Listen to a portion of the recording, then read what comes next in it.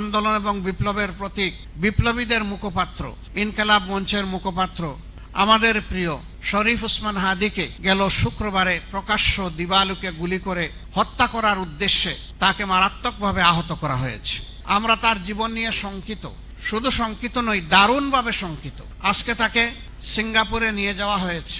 জানি না আল্লাহ তাআলা তার কপালে, কিসমতে, ভাগ্যে কি লিখে রেখেছেন।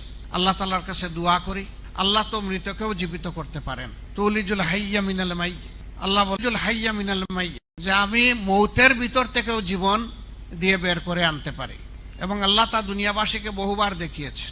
আমরা আল্লাহ তাআলার দরবারে বিগলিত চিত্তে দোয়া করি, আল্লাহ তাআলা তার কুদরতের হাত হাদির দিকে সম্প্রসারিত করে তাকে তিনি আবার বিপ্লবী হিসেবে আমাদের কাছে ফিরিয়ে দিন।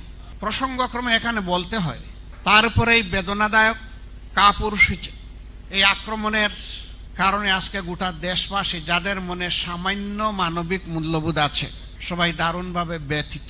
তারা সকলে সমবেদনা জ্ঞাপন করছেন। এমনি প্রেক্ষাপটে আজকে অত্যন্ত দায়িত্বশীল একটি জায়গায় থেকে বর্তমানে কার্যত বাংলাদেশ এই কয়টা দিন যাদের নিয়ন্ত্রণে চলবে, সেই নির্বাচন কমিশনের প্রধান তিনি একটি বক্তব্য রেখেছেন, যা আমি বিশ্বাস করি আমার মতো সমস্ত মানুষকে আহত করেছে।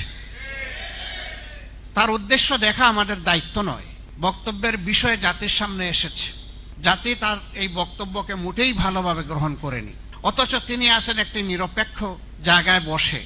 আমি তাকে বিনয়ের সাথে অনুরোধ করব, আপনার এই বক্তব্যের ব্যাখ্যা আপনাকে দিতে হবে।